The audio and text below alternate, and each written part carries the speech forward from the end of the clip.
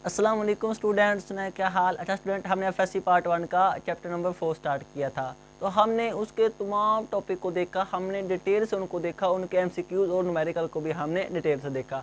तो आज हम उसी चैप्टर नंबर 4 में से इंपॉर्टेंट एमसीक्यू जो कि बार बार रिपीट होते हैं बोर्ड एग्जाम में, आज हम उनको देखेंगे। तो स्टूडेंट आपको फील आ जाएगा कि किस तरह के एमसीक्यूज हमारे पास चैप्टर नंबर 4 में से आ सकते हैं जो कि बार बार रिपीट होते हैं। थोड़े ट्रिकी होंगे, तो ऐसे सिंपल नहीं होंगे कि हमारे पास वर्क क्या है, उसकी डेफिनेशन क्या है, उसका फार्मूला क्या है या उसका यूनिट क्या है, इस तरह के नहीं होंगे, थोड़े ट्रिकी होंगे। तो आपने ध्यान से उनको अच्छे तरीके से समझना है। तो मेरा नाम जाहिद इमरान और आपका ये चैनल फिजिक्स एकेडमी। तो चलें शुरू करते हैं हम इम्पोर्टेंट एमसीक्यूज़ को।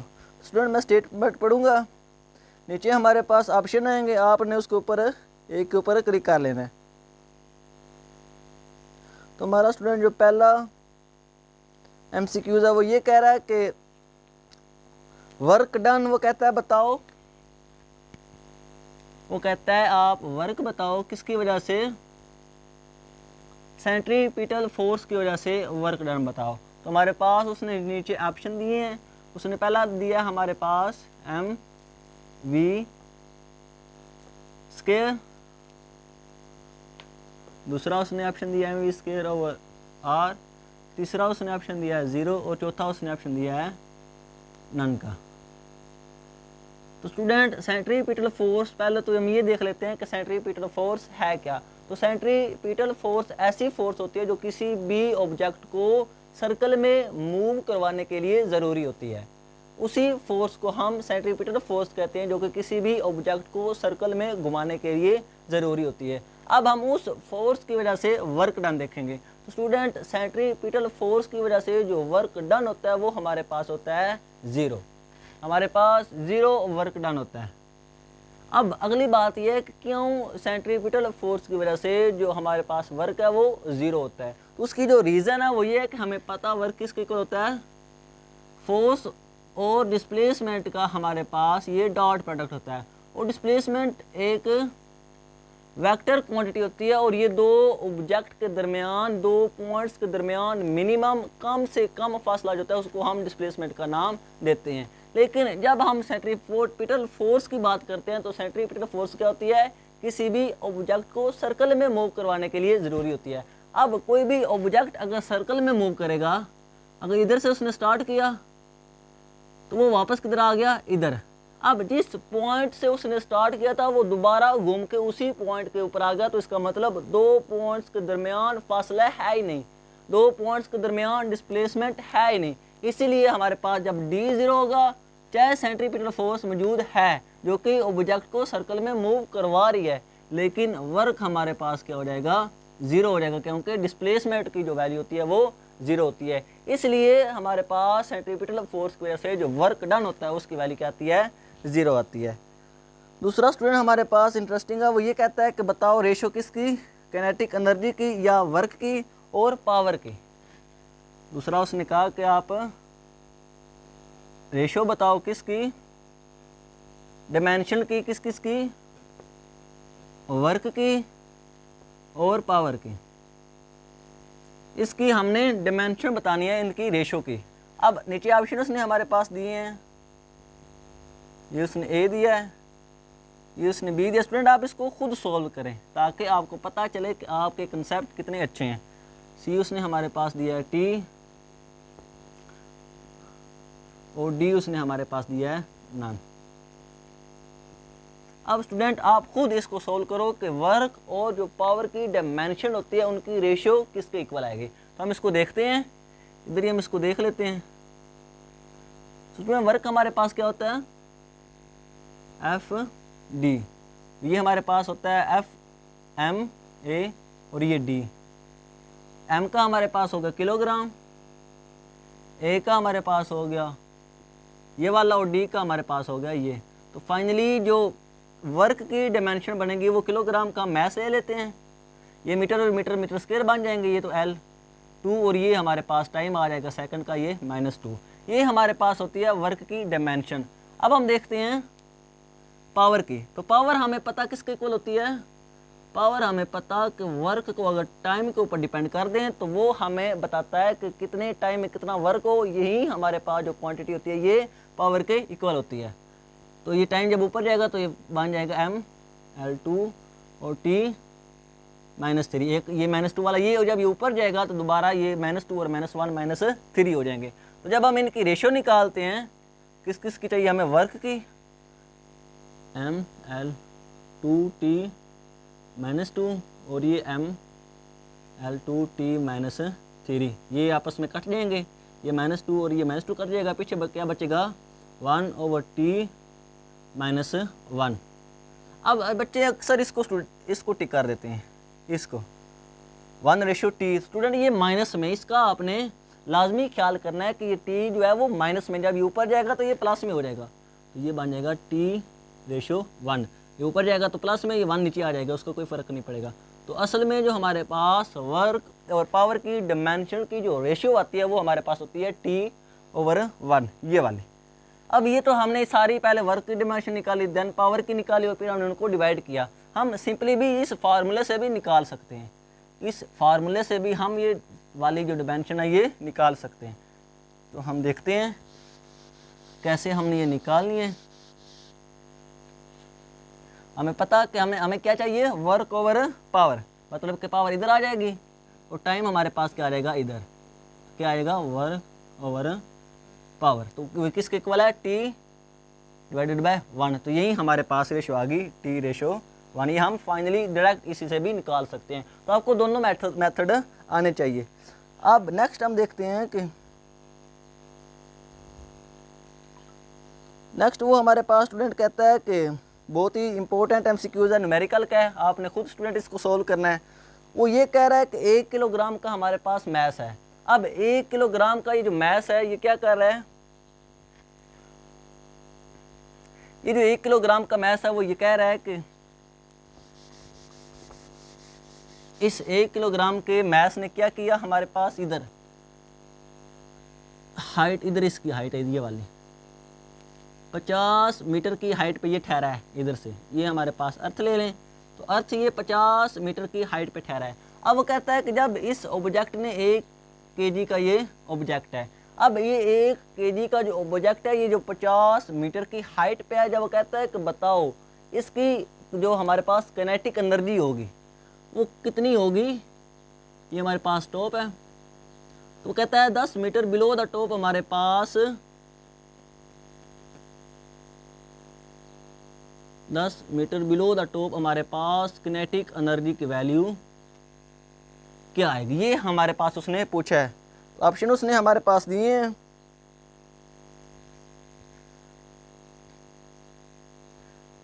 ऑप्शन उसने हमारे पास ये दिए 400 जूल, दूसरा है 300, तीसरा हमारे पास है 100 जूल और चौथा हमारे पास है नन। स्टूडेंट आप खुद इसको कैलकुलेट करें कि एक ऑब्जेक्ट जिसका मैस कितना है 1 kg सिर्फ, और वो 50 मीटर की हाइट पे ठहरा हुआ है। अब उसके पास कितनी जो सारी की सारी एनर्जी है वो कितनी क्या है, पोटेंशियल एनर्जी है। सारी की सारी उसके पास जो हमने वर्क किया उस ऑब्जेक्ट को 50 मीटर की हाइट पर ले जाने के लिए, तो वो सारा का सारा वर्क डन किस में स्टोर हो जाएगा, सारे का सारा वर्क डन वो स्टोर हो जाएगा पोटेंशियल एनर्जी में। अब वो कहता है कि इधर तो इसके पास सारी की सारी पोटेंशियल एनर्जी है। वो कहता है कि 10 मीटर बिलो द टॉप आप बताओ कि उसकी काइनेटिक एनर्जी कितनी होगी। स्टूडेंट आप इसको कैलकुलेट करते हैं, आप खुद एक दफ़ा सोल्व करें, वीडियो को पॉज करें, खुद एक दफ़ा इसको निकालें। अब हम निकालते हैं। हमें पता कि जो law of conservation of energy उसमें ये होता है कि change in the kinetic energy बराबर होता है change in the potential energy. Student ये बात एक लाजमी याद रखना, हमेशा यहाँ पर चेंज की बात आएगी, कभी भी ये नहीं होगा कि काइनेटिक एनर्जी इक्वल है पोटेंशियल एनर्जी के। अगर ऐसी बात हो तो इधर तो सारी की सारी ऑब्जेक्ट के पास क्या है, पोटेंशियल एनर्जी 50 मीटर की हाइट के ऊपर उसके पास सारी की सारी पोटेंशियल एनर्जी है। अब बात करें काइनेटिक एनर्जी की, वो तो जीरो है, फिर इसका मतलब है काइनेटिक एनर्जी और पोटेंशियल एनर्जी आपस में बराबर नहीं होते। चेंज इन काइनेटिक एनर्जी बराबर होता है चेंज इन पोटेंशियल एनर्जी की। आपने हमेशा दिमाग में बात रखनी है, सिर्फ काइनेटिक एनर्जी और पोटेंशियल एनर्जी को इक्वल नहीं रखना। अब हमें चाहिए काइनेटिक एनर्जी कहाँ पे, 10 मीटर की हाइट के ऊपर। अब बच्चे क्या करते हैं, बच्चे ये चेंज नहीं लगाते, ये चेंज को ख़त्म कर देते हैं, तो वो कहते हैं किनेटिक एनर्जी बराबर है पोटेंशियल एनर्जी के, और पोटेंशियल एनर्जी हमारे पास क्या होती है एम जी, और हाइट अब कितनी है 10 मीटर नीचे है, ये टोटल 50 थी तो ये क्या हो जाएगी 40, और ये इधर 40 लगाते हैं, और ये एम हमारे पास 1 है, जी आप 10 ले लें तो वो 400 जूल की हमारे पास किनेटिक एनर्जी आ जाती है कि कहाँ पे इस पॉइंट के ऊपर टॉप हमारे पास टॉप से 10 मीटर बिलो 400 जूल की एनर्जी आ जाती है, और उसके ऊपर क्लिक करके अपना एमसीक्यूज गलत कर लेते हैं, क्योंकि कभी भी किनेटिक एनर्जी बराबर नहीं होगी स्टूडेंट पोटेंशियल एनर्जी के, हमेशा चेंज बराबर होगा। तो अब हम चेंज की बात करते हैं, ये आपने हमेशा, मैंने इसलिए आपको बताया कि बच्चे यहाँ पे गलती कर देते हैं। अब किनेटिक एनर्जी फाइनल इनिशियल तो हमारे पास 0 है, क्योंकि सारी की सारी अब क्या है किनेटिक एनर्जी 0 है, सारी की सारी ऑब्जेक्ट में पोटेंशियल एनर्जी स्टोर है, तो किनेटिक एनर्जी इधर 0 हो जाएगी, तो इनिशियल किनेटिक एनर्जी 0 हमें फाइनली चाहिए कहाँ पे 10 मीटर की हाइट के ऊपर जो टॉप से बिलो है। अब H2 minus M G H1, ये इसको आप H2 ले लें इस सारी को, और इसको आप H1 का नाम दे दें। अब हम जब इसमें वैल्यू पुट करेंगे तो हमारे पास क्या आएगा, ये हमारे पास M1 है, जी आप 10 ले लें, H2 हमारे पास कितना है 50 माइनस M1 है 10 जी हो गया, और H1 कितना है 40 है। अब इसको समझिए ये क्या कह रहा है हमारे पास है, इसका क्या मतलब है। पहला हमारा जो हमने कैलकुलेट किया वो वैल्यू 0 गलत आई, उसका जो आंसर है वो गलत आया। क्यों गलत आया, हमने कहा कि किनेटिक एनर्जी और पोटेंशियल एनर्जी कभी भी इक्वल नहीं होते, हमेशा चेंज इन किनेटिक एनर्जी बराबर होता है चेंज इन पोटेंशियल एनर्जी के। अब जब हमने ये वाला फार्मूला निकाला तो इसकी क्या फील है, क्या इसका ये क्यों हमें सही वैल्यू दे रहा है स्टूडेंट। अब इसको देखते हैं, हमारे ऊपर जब ऑब्जेक्ट इधर था हाइट के ऊपर 50 मीटर की हाइट के ऊपर, तो उसके पास सारी की सारी पोटेंशियल एनर्जी थी। अब हमने क्या किया, ये जो सारी की सारी पोटेंशियल एनर्जी है, ये जो सारी की सारी इधर टोटल इसकी पोटेंशियल एनर्जी, हमने यहाँ पर ये वाला फार्मूला निकाला MgH2, ये वाली जो इसकी 50 मीटर की हाइट है, यहाँ पे ये फार्मूला निकाला। इस पोटेंशियल एनर्जी में से हमने माइनस कर दी ये वाली पोटेंशियल एनर्जी, ये टोटल उसकी पोटेंशियल एनर्जी है स्टूडेंट, और उसमें हमने माइनस कर दी ये वाली पोटेंशियल एनर्जी, तो जो पीछे बचेगी वही हमारे पास उसकी इधर से लेकर इधर तक किनेटिक एनर्जी बनेगी, क्योंकि जहाँ से यहाँ तक आते हुए उसने अपनी पोटेंशियल एनर्जी किस में कन्वर्ट कर दिया है किनेटिक एनर्जी में, तो यहाँ से यहाँ तक जो उसकी बनेगी वो होगी किनेटिक एनर्जी, और ये जो पीछे बचती थी पोटेंशियल एनर्जी उसको हमने माइनस कर दिया उसकी टोटल पोटेंशियल एनर्जी में से, तो पीछे हमारे पास आ गई सिर्फ इतने हिस्से की किनेटिक एनर्जी। और यही उसने क्वेश्चन में पूछा था कि आप 10 मीटर बिलो द टॉप आप किनेटिक एनर्जी बताओ, तो ये था इसका असल मतलब, ये हमारे पास फार्मूला ये बता रहा है। जब हम ये निकालेंगे तो हमारे पास ये आ जाएगा 500 और ये हमारे पास आ जाएगा 400, तो आंसर हमारे पास आ जाएगा 100 जूल। तो ये हमारे पास जो करेक्ट आंसर होगा वो 100 जूल का होगा कि 10 मीटर बिलो द हमारे पास जो एनर्जी होगी किनेटिक एनर्जी वो 100 जूल होगी, क्योंकि इधर हमारे पास 500 है और इधर से लेकर इधर 400 है, जो पीछे बचेगी वो हमारे पास 100 ही बचेगी, जो कि किनेटिक एनर्जी में चेंज हो चुकी है, क्योंकि जब ऑब्जेक्ट नीचे आ रहा है तो उसकी सारी की सारी पोटेंशियल एनर्जी किस में कन्वर्ट हो रही है किनेटिक एनर्जी में, जहाँ पे पोटेंशियल एनर्जी मैक्सिमम, यहाँ पर किनेटिक एनर्जी मैक्सिमम। जब ऑब्जेक्ट यहाँ से जहाँ की तरफ आ रहा है तो उसकी पोटेंशियल एनर्जी कन्वर्ट हो रही है किनेटिक एनर्जी में। जब वो सिर्फ 10 मीटर की हाइट पे पहुँचा है टॉप से नीचे की तरफ, तो उसकी 100 जूल की एनर्जी किनेटिक एनर्जी में चेंज हो चुकी है। ये इस एमसीक्यूज का असल मतलब और फील है। अब हम देखते हैं नेक्स्ट एमसीक्यूज को, तो स्टूडेंट आप इसको एक दफ़ा नोट कर लें। स्टूडेंट आप खुद इन एमसीक्यूज को हल करें, बात बस समझने की होती है। आप एक दफ़ा एमसीक्यूज को पढ़ा करें, उसको समझा करें कि वो क्या कह रहे हैं, सिर्फ यही नहीं कि बस फार्मूला लगाया और पुट कर दिया, उसको समझ के हल करना होता है, तभी हमारे पास आंसर सही आता है। क्योंकि फिजिक्स तो है ही इस तरह की, इसमें बातें वो घुमा फिरा के पूछता है, कभी भी वो डायरेक्ट नहीं पूछेगा कि डायरेक्ट आप बताओ कि ये हमारे पास कैसे आ रहा है। अब स्टूडेंट हम अगला एमसीक्यू देखते हैं।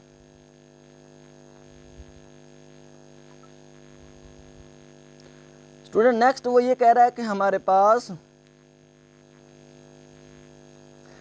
वो कहता है कि रेशियो बताओ आप, किसकी रेशियो वो पूछ रहा है, बताओ कि रेशियो क्या होगी किस किस की, हमारे पास ऑर्बिटल वेलोसिटी की और एस्केप वेलोसिटी की।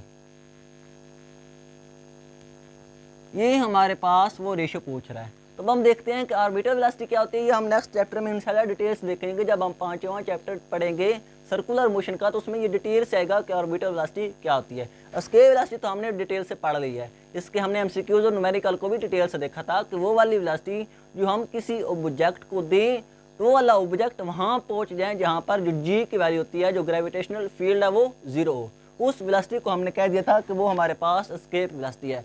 अब ऑर्बिटल वेलोसिटी क्या होती है, वो वाली वेलोसिटी जो किसी भी सैटेलाइट के लिए ज़रूरी होती है उसको ऑर्बिटल में मूव करने के लिए।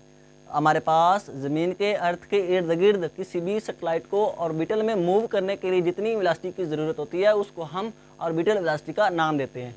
और इसकी जो वैल्यू होती है वो हमारे पास होती है जी आर, ये हमारे पास इसकी वैल्यू होती है। और एस्केप वेलोसिटी की तो हमें पता है कि ये हमारे पास होती है 2g आर। जब हमने इसको कैलकुलेट किया तो हमारे पास ये कट गए, तो पीछे बढ़ना 1/2 अंडर रूट। तो ये हमारे पास रेशियो होती है वी ऑर्बिटल की और वी एस्केप वेलोसिटी की। अब स्टूडेंट नेक्स्ट ये कहता है कि हमारे पास अर्थ का जो रेडियस है वो r से चेंज होकर 4r हो गया। ये हमारे पास उसका रेडियस हो गया, r से बढ़कर वो 4r हो गया। तो जब हमारे पास रेडियस r से बढ़कर 4r हो जाए तो वो कहता है बताओ अब एस्केप वेलोसिटी की वैल्यू क्या होगी। ये तो उस वक्त है ना हमारे पास जब रेडियस हमने r लिया था। अब वो कहता है रेडियस बहुत ज़्यादा बढ़ गया, 4 गुना बढ़ गया। तो जब रेडियस में 4 गुना इजाफा हुआ तो वो कहता है बताओ अब एस्केप वेलोसिटी के ऊपर क्या इफेक्ट आएगा। तो स्टूडेंट अब हम एस्केप वेलोसिटी का फार्मूला निकालते हैं, पुट करते हैं। हमें पता कि 2g/m/r, ये हमारे पास होता है फार्मूला एस्केप वेलोसिटी का। अब स्टूडेंट आप सोच रहे होंगे कि हमने ये वाला फार्मूला क्यों नहीं लगाया, हमने ये ही क्यों लगाया। स्टूडेंट अगर आपने मेरी वीडियो ये देखी है कि एस्केप वेलोसिटी की, उसमें हमने डिटेल से देखा था कि हम ये वाला फार्मूला क्यों नहीं लगा सकते और ये क्यों लगाया है। लेकिन फिर भी मैं बता देता हूँ कि स्टूडेंट ये वाला भी लगा सकते हैं, लेकिन इसमें मसला ये है कि इसमें r भी वेरिएबल है और g भी वेरिएबल है। क्योंकि जो g है वो हमारे पास बुलंदी के साथ साथ r के साथ साथ चेंज होता है, उसमें चेंजिंग आती है। तो अगर हमने r की जगह 4r लिखना है तो हमने g को भी 4r के ऊपर कैलकुलेट करना पड़ेगा, इसलिए हम ये वाला फार्मूला नहीं लगा सकते। ये वाला क्यों लगाते हैं, क्योंकि यहाँ पर जी भी जो है वो हमारे पास यूनिवर्सल कांस्टेंट है, ये मास ऑफ अर्थ है, ये भी कांस्टेंट है। तो सिर्फ वेरिएबल कौन सा हुआ, ये वाला आर। इसलिए हम इस फार्मूले को हमारे पास लगाते हैं, क्योंकि इसमें सिर्फ और सिर्फ एक ही वेरिएबल है आर, उसको हम हमारे पास गिवन होता है और हम उसको पुट कर देते हैं। लेकिन अगर इस फार्मूले को यूज़ करना है तो फिर हमें आर के साथ साथ जी भी निकालना पड़ेगा, जो कि आर के साथ साथ चेंज हो रहा है। ये असल वजह होती है इस फार्मूले को यूज़ करने की। अब हमें क्या है कि आर जो है वो बढ़ गया, हमारे पास आर जो है वो बढ़ गया, कितना हो गया 4r हो गया। तो हमारे पास ये 2g/m/r की जगह हमारे पास क्या है 4r अंडर रूट ऐसे ही आ गया। अब हमारे पास इस 4 को हम बाहर निकालते हैं, जब 4 बाहर आएगा तो ये 2 हमारे पास का स्क्वायर होकर ही कट जाएगा, तो बनेगा 1/2 और पीछे बनेगा बचेगा यही 2g/m/r। ये हमारे पास उसी तरह के एस्केप वेलोसिटी की वैल्यू है। तो हमारे पास क्या फ़र्क पड़ा कि वी एस्केप जो है वो 2 टाइम कम हो गया। क्या हुआ, जब हमारे पास अर्थ का रेडियस 4 गुना बढ़ा तो क्या हुआ, वी एस्केप हमारे पास 2 टाइम कम हो जाएगा। अब कम क्यों होगा स्टूडेंट, क्योंकि जैसे जैसे रेडियस बढ़ेगा तो जी जो है वो कम होगा।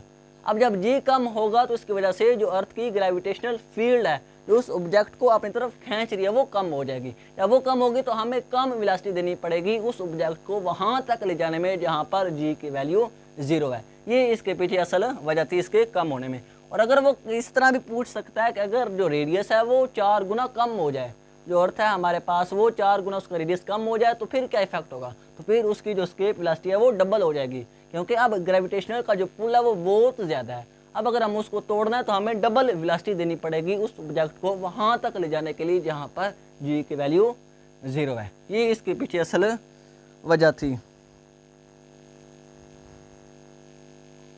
अब स्टूडेंट हम देखते हैं नेक्स्ट एमसीक्यूज को।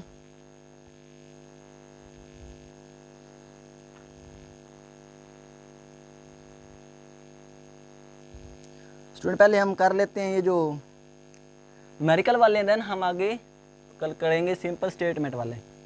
अब वो कहता है कि हमारे पास एनर्जी की कंजप्शन बताओ जब हमारे पास, वो कहता है कि 60 वाट का ये बल्ब लगा हुआ है और 2 सेकंड वो सिर्फ चलता है। तो कहता है कि बताओ उसने कितनी एनर्जी हमारे पास यूज़ किया है। हमारे पास 60 वाट का बल्ब है और वो सिर्फ 2 सेकंड के लिए ऑन हुआ है। जब वो 2 सेकंड के लिए ऑन हुआ है तो वो कहता है बताओ इस 2 सेकंड में उस बल्ब ने कितनी एनर्जी कंज्यूम की है। तो हमें पता है कि हमारे पास पावर क्या आती है, वर्क डिवाइडेड बाय टाइम। तो वर्क हमारे पास ये एनर्जी के इक्वल भी होता है, ये नहीं कि हमारे पास वर्क और एनर्जी हमें पता है कि इसके यूनिट हमारे पास सेम होते हैं, और ये वर्क जो होता है वो हमारे पास चेंज इन काइनेटिक एनर्जी या चेंज इन पोटेंशियल एनर्जी के भी इक्वल होता है। तो हम यहाँ पे एनर्जी लगा लेते हैं, ये हमें चाहिए, और पी और टाइम आपस में मल्टीपल हो जाएंगे। पावर हमारे पास कितनी है उस बल्ब की, 60 वाट, और चला हुआ कितना है, 2 सेकंड के लिए ऑन हुआ है, तो वो हमारे पास 120 जूल की एनर्जी को कंज्यूम कर लेगा सिर्फ 2 सेकंड में, जब वो 2 सेकंड के लिए ऑन होगा। तो सिर्फ और सिर्फ क्या करेगा, वो 120 जूल की एनर्जी को वो कंज्यूम कर लेगा। अब स्टूडेंट हमारे पास एमसीक्यूज आते हैं, वो वाले जहाँ पर हमारे पास थ्योरी स्टार्ट होती है चौथे चैप्टर की। बच्चे उसको अक्सर छोड़ देते हैं, वो हमारे पास पहले तक कर लेते हैं जहाँ पर कंजर्वेशन ऑफ एनर्जी है, उससे आगे जो सारी थ्योरी स्टार्ट होती है उसको वो छोड़ देते हैं, और वहाँ से जो एमसीक्यूज बन सकते हैं इंपॉर्टेंट, अब हम उनको देखते हैं। वो बस सिंपल स्टेटमेंट होंगी, आपने उनको नोट कर लेना है। तो हम इनको मिटा देते हैं, वो सिंपल स्टेटमेंट, ये जो न्यूमेरिकल वाले थे ये हम निकाल लिए हैं, वो सिंपल स्टेटमेंट वाले हैं। तो हम अब उनको देखते हैं। ये स्टूडेंट सिंपल हमारे पास स्टेटमेंट होंगी, ये आपने देखते जाना है। वो कहता है कि जो टाइडल सोर्स ऑफ एनर्जी है, जो टाइडल सोर्स ऑफ एनर्जी है, वो कहता है कि हमारे पास ये रिन्यूएबल होता है, इसको हम दोबारा यूज़ कर सकते हैं। ये हमारे पास क्या होता है, रिन्यूएबल। अब ये तो उसकी पहली स्टेटमेंट थी इंपॉर्टेंट। अब वो कहता है कि जो टाइडल जो हमारे पास एनर्जी का सोर्स है, इसका जो मेन ओरिजिन है, ये किस वजह से हमारे पास आती है। तो इसका जो मेन सोर्स है, सोर्स ऑफ टाइडल एनर्जी, इसका जो मेन सोर्स है वो हमारे पास होता है मून। मून हमारे पास इस टाइडल एनर्जी का मेन सोर्स होता है। अब वो नेक्स्ट स्टेटमेंट उसने ये की है कि हमारे पास जो किलोवाट, ये किसका यूनिट होता है, हमारे पास इंटेंसिटी का। ये हमारे पास इंटेंसिटी का यूनिट होता है किलोवाट और सेकंड का -2 की वैल्यू। और नेक्स्ट जो स्टेटमेंट है वो कहता है कि जो इथानॉल है वो हमारे पास एक बायोफ्यूल होता है, बायोफ्यूल की तरह हमारे पास वो एक्ट होता है इथानॉल जो है। अब नेक्स्ट जो हमारे पास है वो ये कहता है कि बायोमास, ये था हमारे पास इथानॉल बायोफ्यूल है, और हमारे पास जो बायोमास है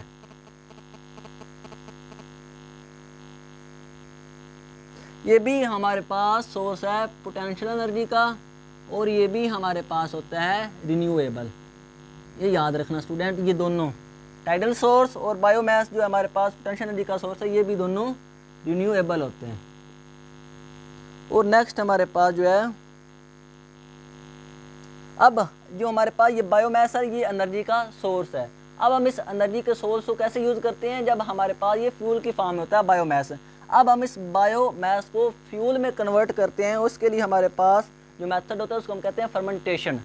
तो बायोमास जिस मेथड के ज़रिए फ्यूल में कन्वर्ट होता है, उस मेथड का नाम हमारे पास है फर्मेंटेशन। अब हमारे पास नेक्स्ट जो उसकी स्टेटमेंट है वो कहता है कि जो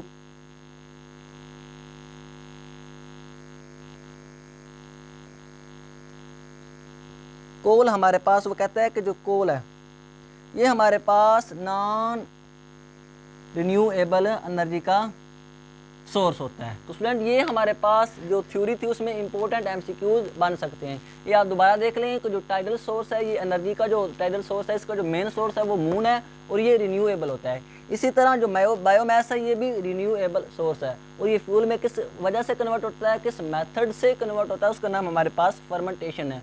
और जो कोल है वो भी हमारे पास नॉन रिन्यूएबल एनर्जी का सोर्स होता है। तो ये थे कुछ इंपॉर्टेंट एमसीक्यू जो हमारे पास चैप्टर 4 में से बार बार रिपीट होते हैं। आई होप आप अच्छे से कंसेप्ट क्लियर हो गए हैं। तो आज के लिए इतना ही, इंशाल्लाह मिलेंगे अगली वीडियो में। ओके, अल्लाह हाफिज़।